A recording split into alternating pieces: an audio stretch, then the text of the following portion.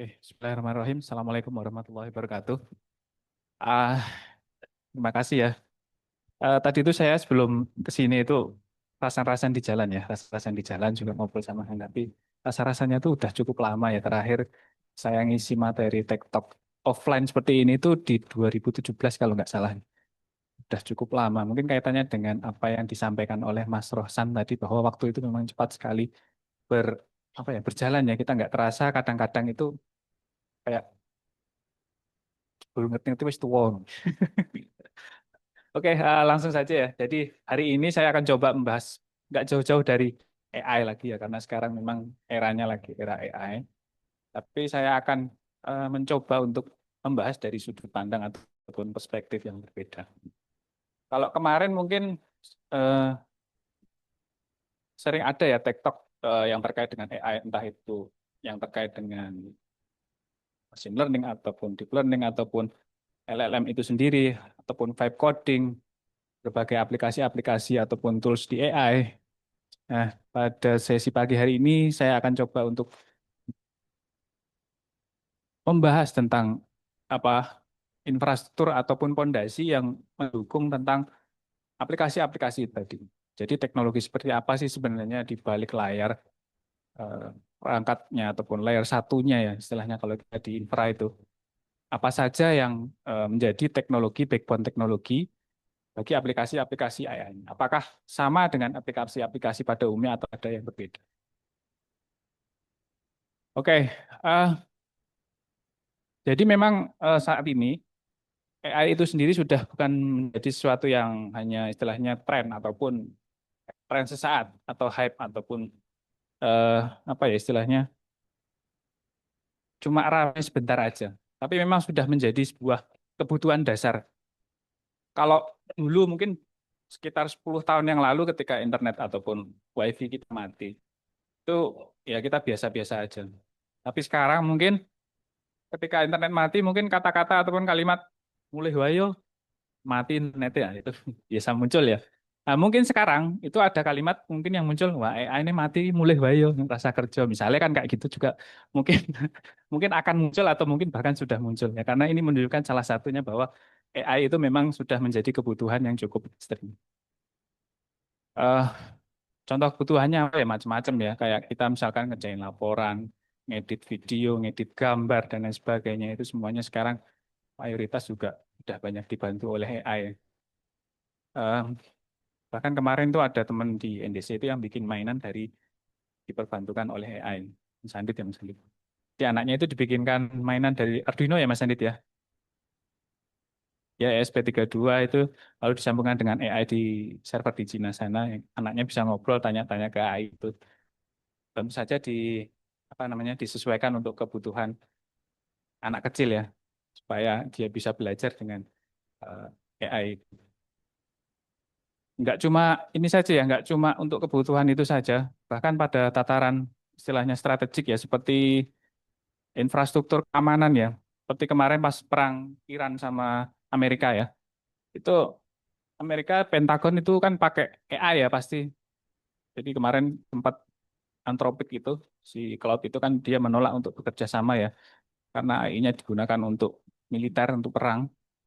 Terus yang malah itu kalau nggak salah malah si OpenAI ya. Terus semenjak itu kayaknya kayak terus OpenAI itu kayak terus turun gitu terus cloud jadi kayak semakin ramai nggak tahu apa kualat apa gimana saya nggak tahu juga ada hubungannya apa nggak tahu juga ya, dari data grafik ini kan kelihatan ya bahwa ChatGPT itu di 2 bulan pertamanya aja usernya udah 100 jutaan ini menunjukkan bahwa eh, skala permintaan aplikasi AI kebutuhannya itu meningkat sangat pesat sekali. Lalu dampaknya apa ke infrastruktur kita? Infrastrukturnya tentu saja jadi bottleneck ya. Yang tadinya itu cukup, sekarang jadi nggak cukup. Banyak bermunculan data center baru yang kelasnya itu istilahnya AI super cluster baru di luaran sana yang skalanya sangat masif sekali. Bahkan di Indonesia pun beberapa ada ya. Setahu saya itu ada di baru mau dibangun sih punyanya Microsoft atau mana di Karawang atau di mana kemarin saya lihat-lihat di videonya. Oke, selanjutnya. Sebelum kita ngomongin eh, infrastruktur apa saja yang berubah, sebenarnya kalau kita sederhanakan, evolusi ataupun perubahan dasar dari teknologi data center itu ada tiga era. Yang pertama tradisional era, yang kedua cloud era, dan yang terakhir adalah sekarang eranya data center. Masing-masing era memiliki ciri khasnya sendiri-sendiri ya. Yang pertama adalah di tradisional era. Tradisional era itu bisa kita katakan mungkin eranya, mungkin kalau di data center kita itu juga masih masuk di tradisional era ya. Karena dibangun di era-era tahun 2000-an, di 2000-an awal lah. Jadi pada waktu itu mungkin berawal dari teknologi awal client server ya, seperti aplikasi-aplikasi kalau dulu zaman saya masih muda itu ya kayak Yahoo Messenger dan lain sebagainya. Era.com lah, .com awal ya. Itu era-eranya tradisional data center awal. Kalau di kita juga mungkin aplikasi seperti Unisys itu ya yang sezaman itu. Karena sebelumnya itu data center itu belum populer karena memang aplikasi itu ya runningnya hanya di PC itu aja, di desktop itu aja. Dia tidak eh, bisa diakses oleh banyak orang sekaligus ya. Tradisional era ini juga lalu eh, mulai banyak perusahaan-perusahaan itu invest untuk mendirikan data centernya sendiri, termasuk di UI juga ya. Jadi data center kita itu memang data center yang sudah cukup awal ya, generasi awal ya. Di tahun 2000, 2000, 2001 apa ya kalau nggak salah ya. Kalau ceritanya Pak Arif, Agus, kelingan Agus, data center kita tahun berapa? 2000 awal ya pokoknya ya. 2000 awal. Itu masih eranya tradisional, biasanya spesifiknya, oh tahun 2004 gedungnya. Kalau ceritanya Pak Arif itu memang ya sekitar 2000-an berapa gitu Pak. 2000 awal lah. Termasuk data center kategori awal. Ciri khasnya ya masih sederhana data centernya dan trafficnya itu biasanya kalau dari sudut pandang network itu ya dari klien ke server, belum ada virtualisasi dan lain sebagainya, itu era evolusi awal. Lalu selanjutnya berkembang lagi nih di era kedua yaitu eranya cloud computing. Nah ini biasanya sudah mulai ada teknologi virtualisasi. Jadi seperti KVM, lalu mungkin kalau yang teman-teman infra pasti tahu ya. Terus VirtualBox, VMware, dan lain sebagainya itu muncul di era ini. Dan itu juga berpengaruh ke infrastruktur dasar di data center. Trafficnya nambah, terus juga nanti jumlah servernya. Meskipun secara virtual server itu bisa diimplementasikan dalam bentuk virtual, namun karena memang kemudahan bagi banyak perusahaan untuk bisa apa ya namanya, bisa melakukan istilahnya dia tidak harus punya data center ya untuk bisa mendapatkan layanan server sendiri ya, karena pada waktu itu juga muncul layanan-layanan cloud seperti GCP, terus Microsoft Azure, terus juga AWS dan kawan-kawan itu mulai muncul sehingga banyak perusahaan-perusahaan yang mau mendiri atau membuat aplikasi itu tidak harus punya data center sendiri. Jadi pertumbuhannya juga cukup lumayan nih di era ini. eh, Ciri khasnya adalah kemudahan untuk scale out ya. Jadi kalau mau nambah server itu nggak harus beli perangkat atau beli hardware sendiri, tapi dia cukup eh, apa istilahnya bisa clone VM dan lain sebagainya.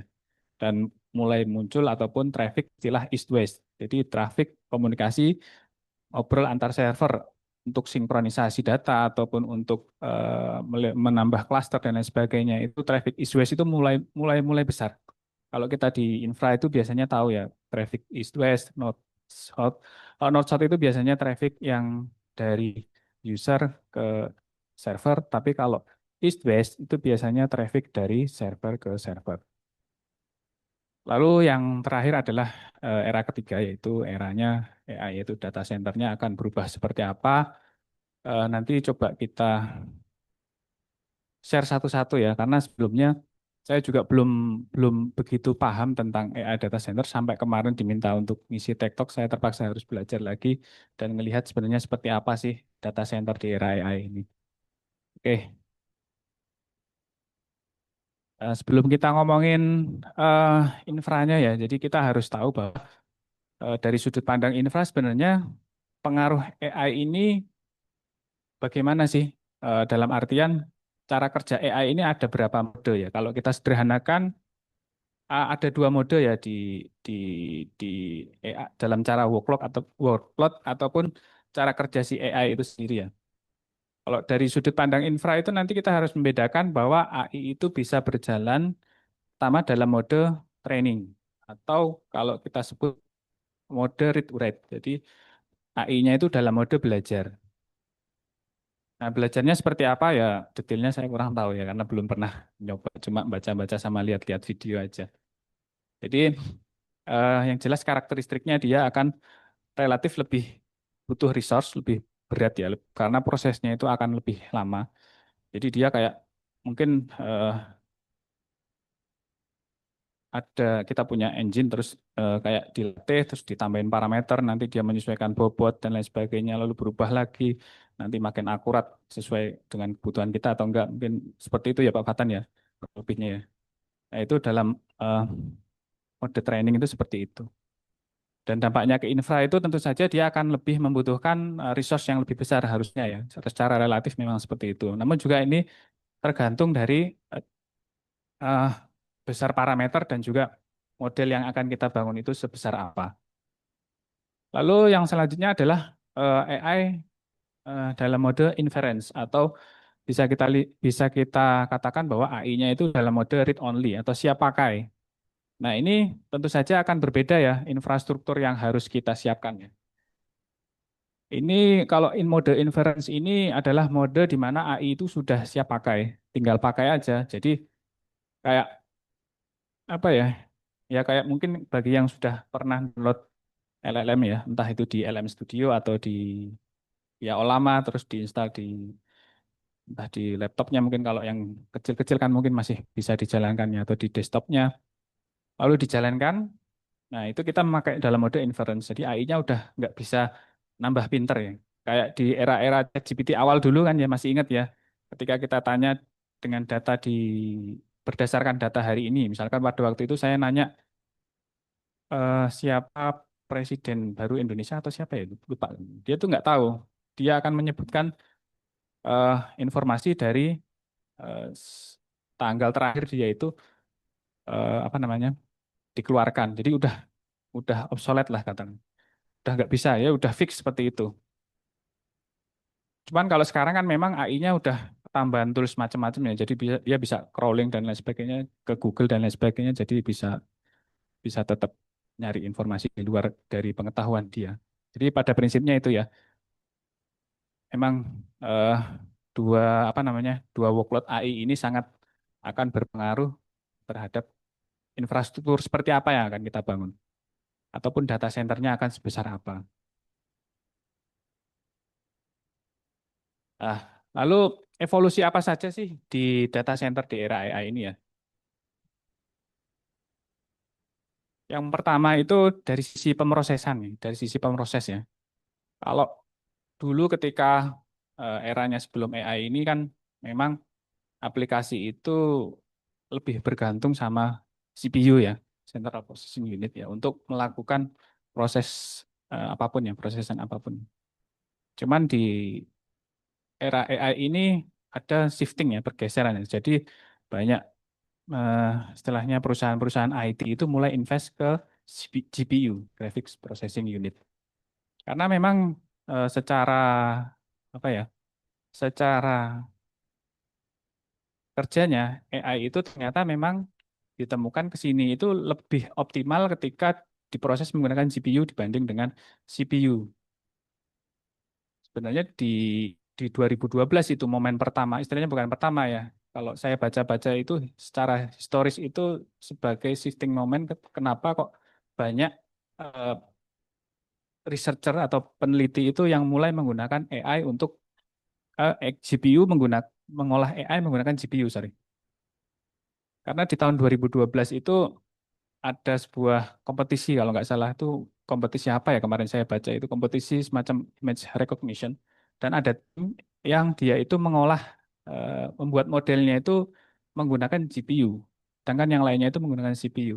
Dan dia akhirnya bisa menang karena modelnya bisa lebih cepat jadi dan canggih, lebih akurat.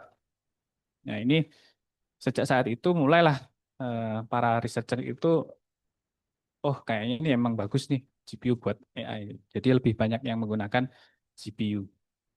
Dan memang eh, ke sini juga kelihatan ya, maksudnya secara perusahaan pun Nvidia sebagai perusahaan yang terdepan di bidang ini pun valuasinya gila-gilaan sekarang. Istilahnya dia sekarang jadi perusahaan istilahnya paling paling top di S&P 500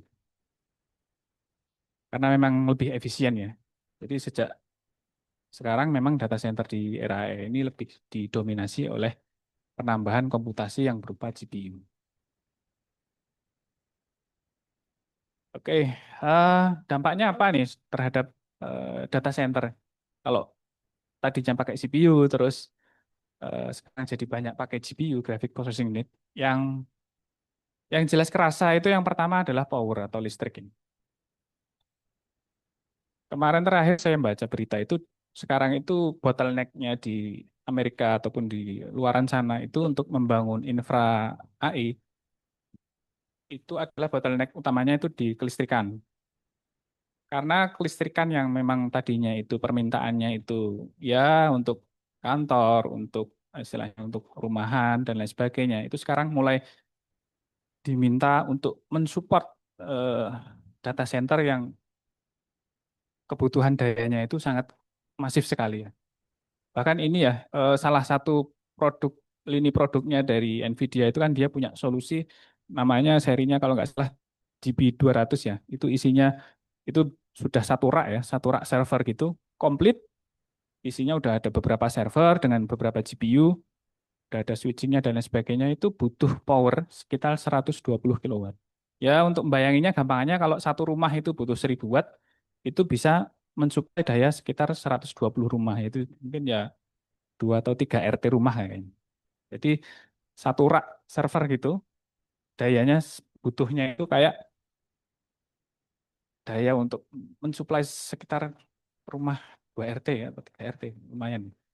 Ya kalau di total mungkin kemarin saya baca itu satu data center yang kelasnya mega cluster itu ya mungkin kalau dikomparasi itu ya mungkin kebutuhan listriknya sama kayak satu provinsi DIY gitu, satu data center. Makanya sekarang yang memang istilahnya apa ya, bottlenecknya itu di sini sekarang kalau nggak salah itu di listrik. Ya, ya karena GPU itu satu satu keping GPU-nya itu dayanya itu ya sekitar 300 sampai 1000 watt kebutuhan powernya itu. Bayangkan di dalam satu server AI itu nggak cuma satu mestinya biasanya kalau yang perusahaan besar di sana itu. Pasti kadang ya mungkin 4, 6 atau mungkin 8. Ya tinggal kalikan saja 8 kali 1000 udah 8.000 itu baru buat GPU-nya doang. Belum untuk CPU-nya, untuk RAM-nya, untuk lain-lainnya dan lain sebagainya. Nah, ini memang menjadi challenge tersendiri ya, listrik.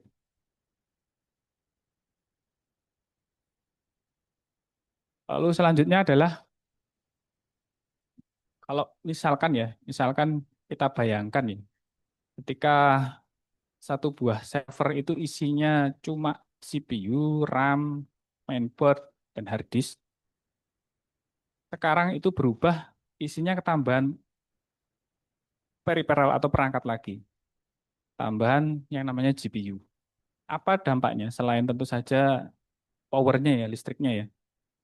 Tentu saja tambahan istilahnya apa ya? Dampaknya itu adalah panas karena setiap perangkat itu tentu saja menghasilkan panas ya. Dan jumlahnya yang banyak itu juga menimbulkan masalah tersendiri. Nah, ini memang server-server AI ini butuh perlakuan khusus dalam tanda kutip. Kemarin itu saya sempat main ke BSI-nya UGM ya, ke DTI sama Mas Sigit sama si Zen. Waktu itu saya sama Mas Sigit dan Zen itu awalnya tuh ngobrol-ngobrol tentang firewall.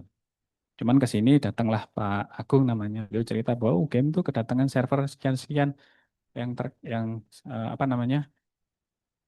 dengan prosesor chip AI terbaru yang seri Blackwell gitu. Coolingnya pakai pakai air ya. Saya bingung juga gimana nyalainnya setiap dinyalakan kok uh, ngeheng. Masih harus belajar lagi nih. Ternyata saya baca-baca ya memang benar. Jadi untuk seri tertinggi itu memang beberapa server itu sekarang shiftingnya untuk pendinginan atau coolingnya itu udah nggak pakai fan lagi. Mungkin dulu kalau ada yang mungkin sering overclock mungkin yang orang dulu mungkin ya. Nah itu kan sebenarnya tekniknya mungkin mirip-mirip ya. Ah, solusinya itu memang sekarang shifting ya teknologinya ya, trennya ya. Kalau untuk yang mesin AI terbaru ya. Jadi dia tidak lagi pakai eh, heatsink biasa, tapi memang heatsink yang menggunakan liquid lah, cairan, bukan bukan air ya, tapi cairan ya. Eh, Cairannya tertentu. Konsepnya mungkin mirip dengan radiator mobil itu. Jadi kayak mungkin heatsink yang didinginkan. Nah ini kalau yang tradisional biasanya pakai ini, pakai kipas fan seperti ini, lalu nanti servernya didinginkan, ruangannya pakai AC ya. Nah, ini solusi seperti ini untuk mesin AI yang skala besar dengan istilahnya high power atau high high grade ya, biasanya sudah tidak bisa mencukupi lagi, sudah tidak cukup lagi. Nah, terus gimana solusinya? Solusinya ya mereka bikin solusi untuk menggunakan liquid atau cairan. Salah satu tekniknya adalah menggunakan teknik direct to chip liquid cooling. Nah, ini jadi kalau mungkin teman-teman bayangin, nah, jadi ada server, terus nanti servernya itu dikasih kayak ada selang-selangnya itu yang keluar dari servernya, nanti selangnya masuk ke pendinginnya itu, kayak heatsinknya itu. Jadi heatsinknya udah nggak apa namanya, udah nggak didinginkan dengan kipas lagi, tapi sudah didinginkan menggunakan air dingin ya, air dingin yang masuk ke heatsinknya itu. Nanti dari heatsinknya itu keluar lagi airnya udah air panas, terus nanti didinginkan lagi oleh pendinginnya, nanti masuk lagi ke eh, namanya ke heatsinknya dan terus seperti itu ya. Dengan teknik ini eh, server akan lebih istilahnya lebih efisien ya dalam proses pendinginan. Berarti udah nggak butuh AC, toh, Mas? Ya masih butuh AC ya untuk mendinginkan komponen lainnya. Cuman tidak apa namanya, tidak membutuhkan liquid ini. Itu yang pertama ya. Jadi liquid cooling, tapi dia tekniknya dengan direct to chip liquid. Nah ini yang menjadi mainstream sekarang ya. Jadi data center di luaran sana ya kalau misalkan mau mendinginkan server AI-nya itu biasanya menggunakan liquid seperti ini. Cairannya bukan bukan air biasa ya, dia cairan ataupun airnya itu yang sudah disesuaikan supaya tidak menimbulkan kerusakan. Lalu yang selanjutnya adalah teknik dengan masih dengan cairan lagi, immersion cooling. Jadi mungkin kalau udah ada yang pernah ngelihat ya, mungkin kayak server gitu, kayak box akuarium gitu, tapi isinya server dan servernya ya literally bener-bener dicelupin gitu aja ya, dicelupin ke akuariumnya itu. Jadi memang ada di luar sana itu mulai ada teknik namanya immersion cooling, dicelup gitu. Jadi kayak eh, satu set server itu dimasukin ke cairan aja ya, dicemplungin gitu aja. Tapi cairannya itu cairan khusus ya tentunya. Dia bukan bukan air ya, bukan air ya. Kalau air ya pasti rusak lah, pasti jeblok di sini servernya. Dia cairannya itu namanya apa itu saya lupa. Tapi lebih mendekat kayak minyak itu sifatnya. Kalau saya lihat-lihat itu kemarin. Jadi dia bukan sifatnya itu tidak seperti air gitu, lebih seperti minyak gitu kan. Nah, ini tekniknya namanya immersion cooling. Tapi ini memang hanya digunakan oleh server yang memang cukup istilahnya densitasnya tinggi sekali ya, padat banget dan panas banget. Nah, ini menggunakan immersion cooling. Terus juga mungkin kalau dari sudut pandang data center ada yang untuk lebih efisien lagi itu kemarin tuh Cina kayaknya eh, nanam data center di bawah laut gitu kayaknya supaya lebih efisien ya di mana itu di Shanghai atau di mana itu. Nah, itu mungkin teknik untuk pendinginan lagi juga ini. Karena memang secara hitung-hitungan pakai pendinginan yang konvensional udah nggak bisa anu lagi, udah bisa nggak bisa menghandle lagi ya. Nah ini juga cukup anu ya, cukup cukup evolusional ya. Jadi memang berubah sekali. Ya, walhasil dengan teknik ini PUE-nya atau efisiensi data centernya jadi lebih lebih rendah angkanya, jadi lebih efisien. Nah, selanjutnya evolusi yang terjadi adalah di sisi network atau jaringan.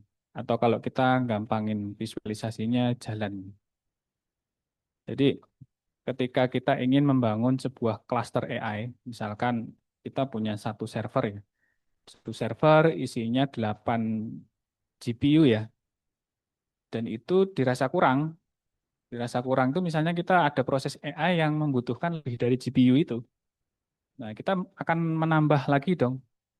Nah, padahal dalam satu server itu kita udah nggak cukup lagi ditambahin GPU-nya misalkan. Ya solusinya gimana? Solusinya kita nambah server lagi, terus kita nyambungin. Nah, nyambunginnya itulah menggunakan network. Nah, networknya apakah network biasa dengan jaringan yang sudah ada jalurnya?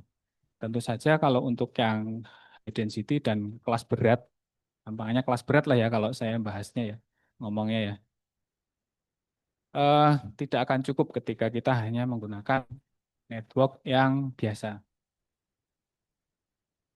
Tergantung juga ya nanti proses yang ada di belakangnya tadi ya akan seperti apa. Nah, nama networknya atau jalur protokolnya ya, jaringannya itu namanya RDMA, Remote Direct Memory Access kalau di orang network. Saya sendiri belum pernah ngonfig, belum pernah megang barangnya, baru lihat di YouTube. Karena kayaknya juga mahal pasti.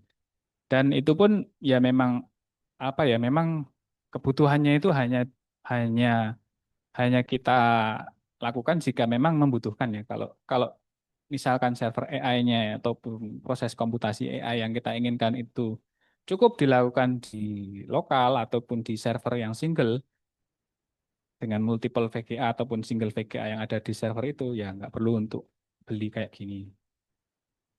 Nah, ini kalau RDMA itu bisa lebih kencang. Kita nyebutnya lossless network.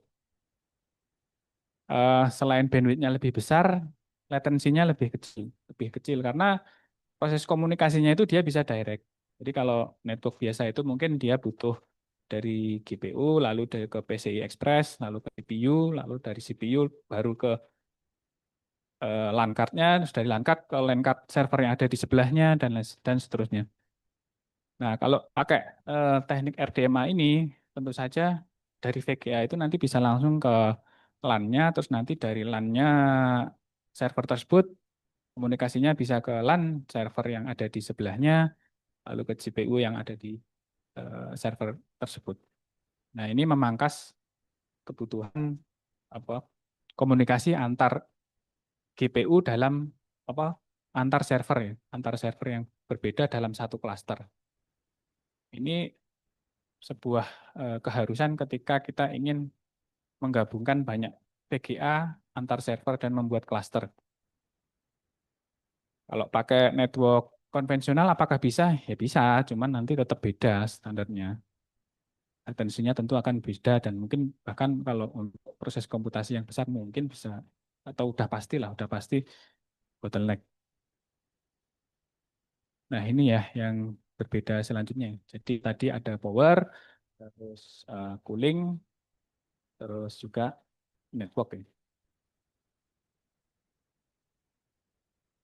Protokolnya namanya Remote Direct Memory Access RDMA eh, atau InfiniBand. Ini ada dua teknologi yang mungkin fungsinya sama tapi agak sedikit beda.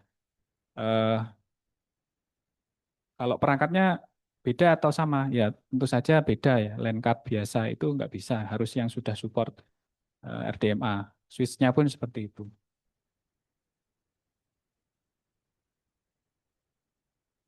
Oke, selanjutnya reality check our data center. Jadi berdasarkan informasi di depan tadi, saya akan coba untuk membandingkan dengan kondisi DC kita. Siapa tahu suatu saat misalkan kita akan kedatangan server AI, misalkan.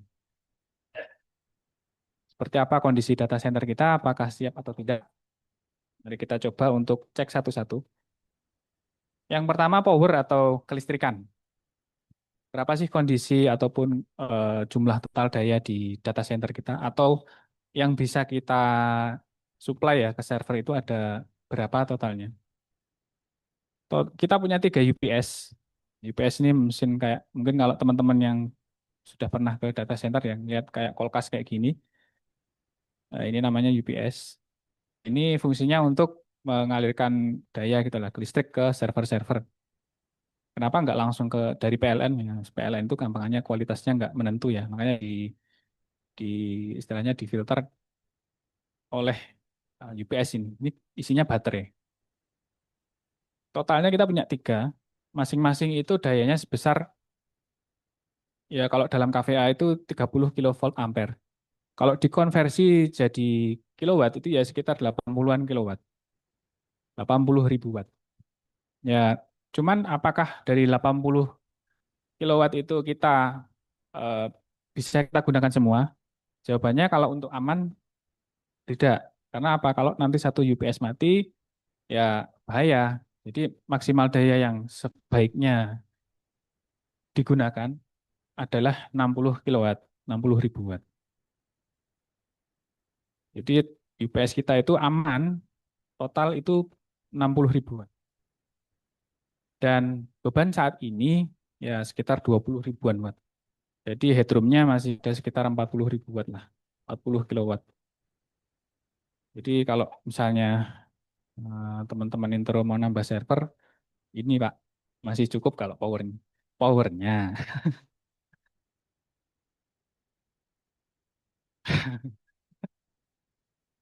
Nah, sekarang coba kita simulasikan ya. Misalkan kita kedatangan server AI atau misalkan punya server AI. Ya katakanlah kita pakai yang dayanya itu sekitar 5 sampai 6 ribu watt.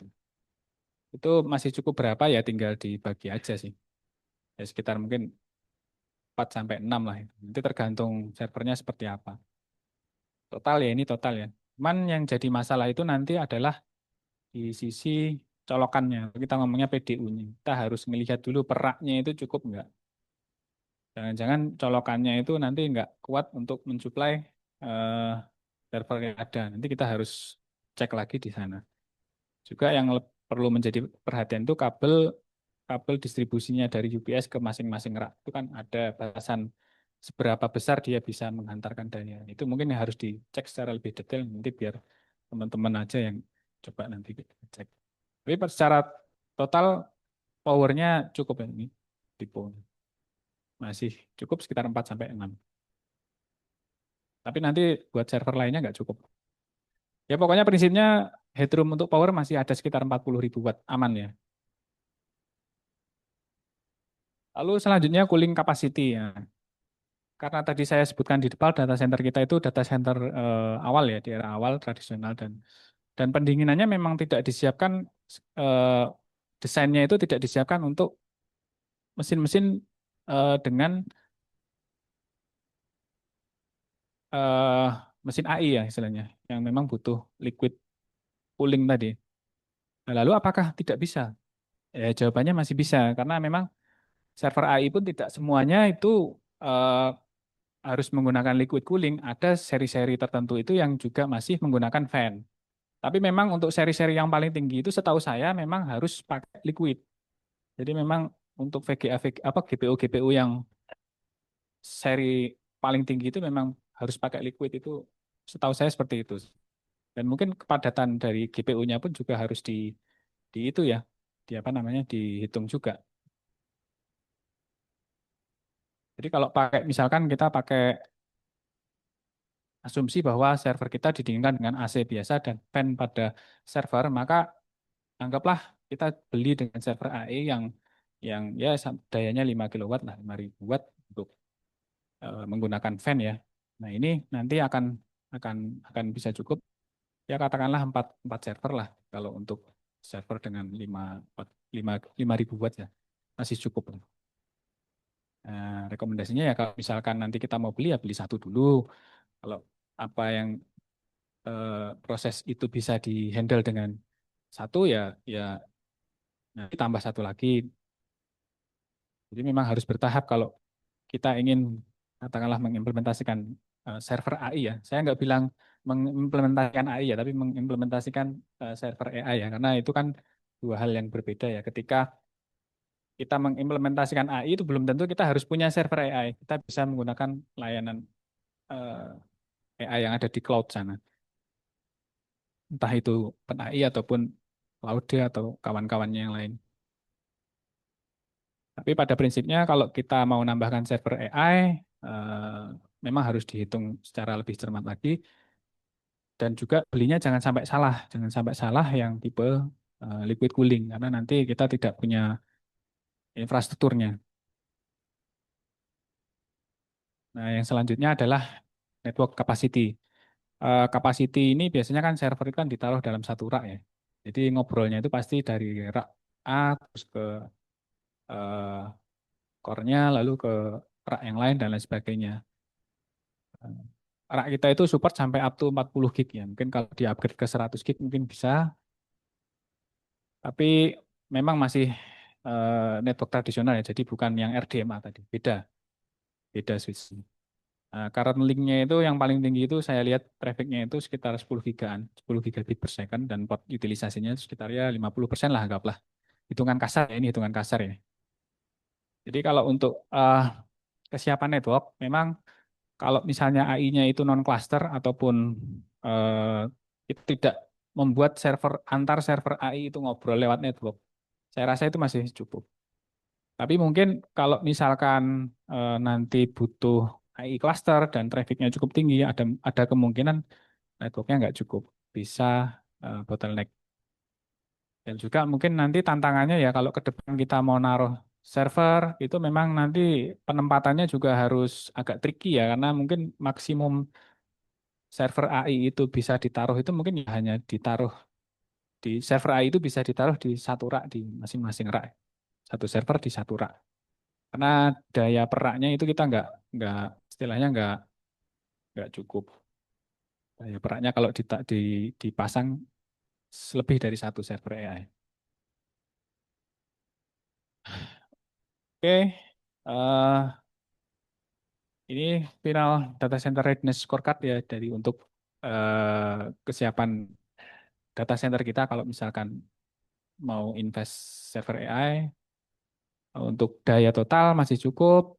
Distribusi raknya mungkin harus di cross check lagi, memang agak sulit ya penempatannya, tapi nanti mungkin masih bisa kita pasang ya dengan beberapa pendekatan. Untuk cooling, cooling ya cukup lah. Cuman nanti tetap harus dipantau ya. Dan server AI-nya juga harus menggunakan server AI yang non-liquid cooling. Ekspansinya juga terbatas sih. Ya. Terus nanti kalau misalkan suatu saat, misalkan UI pengen bikin UI LLM sendiri misalkan, kayak universitas-universitas luar gitu. Ya nanti mungkin kalau resource komputasinya tidak cukup ya, kita bisa sewa VGA. Di luar sana kan ada ya. Eh, Kalau untuk network ya itu tadi ya. Jadi memang cukup ya kalau untuk inference, tapi juga perlu harus kita hitung ulang lagi secara lebih detail ya. Kebutuhan aplikasinya seperti apa, sistemnya seperti apa yang akan dibangun. Nanti harus dihitung lagi. Jadi pada prinsipnya siap sih ya eh, data center kita, cuman dengan tanda kutip.